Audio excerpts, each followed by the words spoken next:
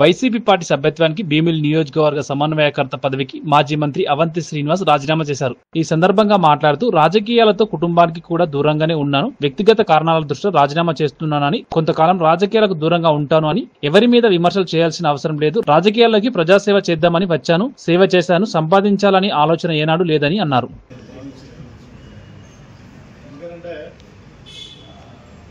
ముఖ్యంగా 5 సంవత్సరాలు ప్రభుత్వ అధికారులు ఉన్నా కూడా వైఎస్ఆర్సీపీ పార్టీ కార్యక్రమాలు చాలా ఇబ్బంది పడ్డారు. ఎందుకంటే అంతా వాలంటీర్సే రచించారు. కార్యకర్తలకి నాయకులు కానీ ఏమీ గౌరవం లేదు. వాళ్ళకి ఫిజికల్గా కానీ ఫైనాన్షియల్ గుర్తించారు. మళ్ళీ అది అయిపోయిన తర్వాత ఒక సంవత్సరం కూడా వాళ్ళకి గ్యాప్ ఇవ్వకుండా వెంటనే జనరల్ ఎలక్షన్ వస్తుంది, డిజల్ ఎలక్షన్ వస్తుంది. ప్రభుత్వానికి టైం ఇవ్వకుండా నాయకులు కార్యకర్తలు నలిగిపోయి ఉన్నారు. మళ్ళీ వాళ్ళకు కూడా మనం టైం ఇవ్వకుండా మళ్ళీ రేపటి నుంచి మనం ధర్నాలు చేయండి అని చెప్పడం దొరికాడు.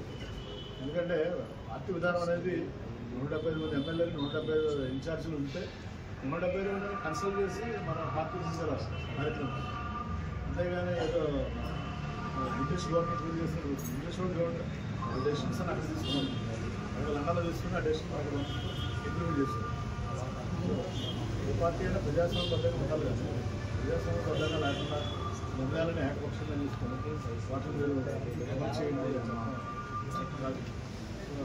ఎందుకంటే మళ్ళీ నాకు కార్యకర్తలని ఎంత ఇబ్బంది పెట్టారో 5 సంవత్సరాలు చూస్తారు. దగ్గర వాళ్ళంతా నలిగిపోయారు, దగ్గర చూస్తారు. వాళ్ళు ఇప్పటికీ కనీసం ఒక మీటింగ్ పెట్టి సందర్శించుకునేవాళ్ళు. అసలు ఏం జరిగింది, ఎలా జరిగింది చెప్పకుండా మళ్ళీ మీరు ధర్నాలు చేయండి, గొడవ చేయండి అని చెప్తే ఎంతవరకు కరెక్ట్. మనం చూసాం సోషల్ మీడియా. వాడు ఎవడో కూడా అలోపన చేసిన దానికి పవన్ కళ్యాణ్ గారు దానికి కోపం నుంచి అని చెప్తాం. అక్కడి నుంచి ఈ సోషల్ మీడియా కార్యకర్తలు అందరూ అంతే ఇబ్బంది పడతాం చూస్తాం. మళ్ళీ ఈయన కూర్చుని ఇక్కడ తాడేపల్లిలో కూర్చుని ఆయన సార్ చెప్పేస్తారు. చెప్పేప్పుడు చాలా ఈజీ. మీరు కలెక్టర్ వెళ్ళండి, ధర్నా చేయండి, గొడవ చేయండి. సో ఇబ్బందులు ఉన్నాయంటే ఇబ్బందులు వస్తే వాళ్ళ దగ్గర అడ్వకేట్ పెడతారు, వాళ్ళ బెయిల్ ఇప్పిస్తారంటారు. ఫ్యామిలీ ఉంటారు, వాళ్ళ ఇబ్బందులు ఉంటారు. అందరూ అంత లైట్ తీసుకోలేదు. చాలామంది చాలా రకాల ఇబ్బందులు. అది కాకుండా ప్రభుత్వం ఆర్థిక ఇబ్బందులు ఉంది. కొత్త ప్రభుత్వం వచ్చింది, ప్రజా తీర్పు ఇచ్చారు. ఇచ్చినప్పుడు ఆర్థిక ఇబ్బందులు ఉన్నప్పుడు మనం ఏదో అప్పుడే ఇలా 5 సంవత్సరాలతో డిసైడ్ చేస్తారు. వాళ్ళు సూపర్ 6 అమలు చేశారా లేదా, వాళ్ళు ఇచ్చినప్పుడు మేనిఫెస్టో అమలు చేశారా లేదా అనేది పీపుల్ మిస్ అయిపోయింది. మనం ఇందులో మ్యాండేట్ ఇచ్చిన దానికి 5 సంవత్సరాలు ఇచ్చారు.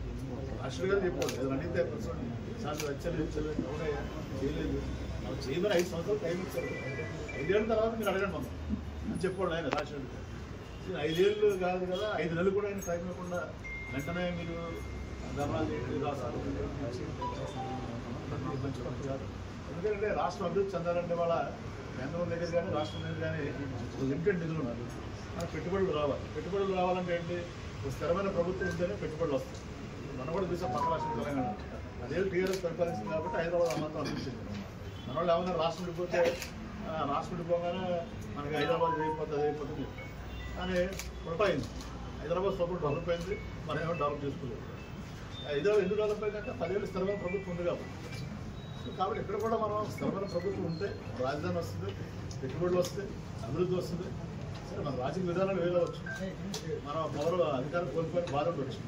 అట్ ద సేమ్ టైం రాష్ట్ర అభివృద్ధిని కూడా మనం దృష్టిలో పెట్టుకోవాల్సినటువంటి బాధ్యత ఉంది. కానీ మనం ఇలా ప్రతిదానికి రాజకీయ ప్రయోజనాలు పరమావధి మనం ముందుకెళ్ళడం అనేది ఎంతో అర్థం కాక దానికోసం అడ్జస్ట్ కాక నేను ఈ రోజున దాంతోపాటు నా వ్యక్తిగతంగా కూడా 5 సంవత్సరాలు నా జీవితాన్ని, కుటుంబాన్ని కోల్పోయి దూరం ఉండడం జరిగింది. సో నాకు ఆ సమస్యలు ఉన్నాయి కాబట్టి మరి గౌరవ పార్టీ అధ్యక్షుడు జగన్మోహన్ రెడ్డి గారికి నా వ్యక్తిగత కారణాలతోటి ఈ రాజకీయాలకి ప్రస్తుతం దూరంగా ఉండాలని నిర్ణయం తీసుకోవడం జరిగింది. మరి దానికి వీరు లీడర్ విద్యార్థి బాధ్యతలు కానీ వైఎస్ఆర్ కాంగ్రెస్ పార్టీ ప్రాథమిక సంవిధానం కానీ రాజీనామా చేస్తున్నాను. మరి మీరు ఇచ్చినటువంటి అవకాశానికి ధన్యవాదాలు జగన్మోహన్ రెడ్డి గారికి. నా రాజీనామాను ఆలోచించుకుంటున్నాను. ఏ కాపీని సార్ చూపించండి సార్. పార్టీ అధ్యక్షుడు అమ్మవారి గారికి సెంట్రల్ సార్ చూపించండి.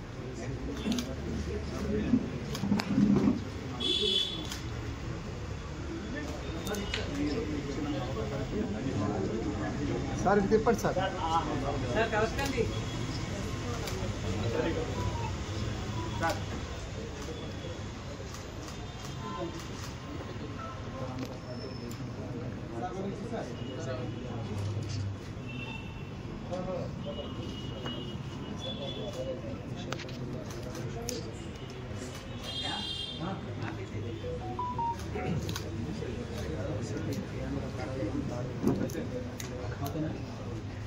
ఓకే ఓకేనా? సార్ ఎంత గ్యాప్ తీసుకోవాలనుకుంటున్నారు సార్ మళ్ళీ నెక్స్ట్ దానికి రాజకీయాలు దూరంగా ఉంటారా లేకపోతే ఎలా ఏ నిర్ణయం తీసుకుంటారు అంటే అది కూడా ఉంది కదా సార్ పెద్ద ఎత్తున ప్రచారం. రాజకీయ దూరం ఉంటాను, ప్రజాసేవలో ఉంటాను. నేను వేరే పార్టీలో మీరు అందుకే ప్రెస్ మీట్ కూడా పెట్టింది. యాక్చువల్ లెటర్లు పంపించవచ్చు అనే మధ్యలో మీరే ఇష్టం వచ్చినట్టు సర్వ అవుతున్నారు. దయచేసి నా మీద అసలు అవ్వదు. Media is permanent, Avanthi Srinivasarao permanent. ఏదన్నా నా సంఘం ఓపెన్గా ఉంటారు, ట్రాన్స్పరెంట్గా ఉంటారు. మీకు చెప్పే చేస్తాను.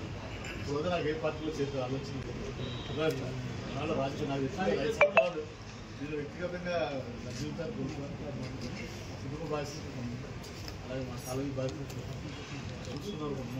తర్వాత నేను ఎక్కడైనా నాకు కావాల్సింది ఏదో డబ్బు పదవి కాదు, గౌరవం కావాలి. గౌరవం ఎక్కడ అక్కడ ఉంటాను నేను. కాబట్టి ఏదో అలాంటిది ఉంటే తప్పనిసరిగా ఫస్ట్ మా నాయకుడు రామకృష్ణ ఇచ్చాడు. రామకృష్ణ సార్ అదేదో దయచేసి తప్పనిసరిగా మీ అందరికి చెప్తే నేను నిర్ణయం తీసుకుంటాను. ప్రస్తుతానికి ఏంటంటే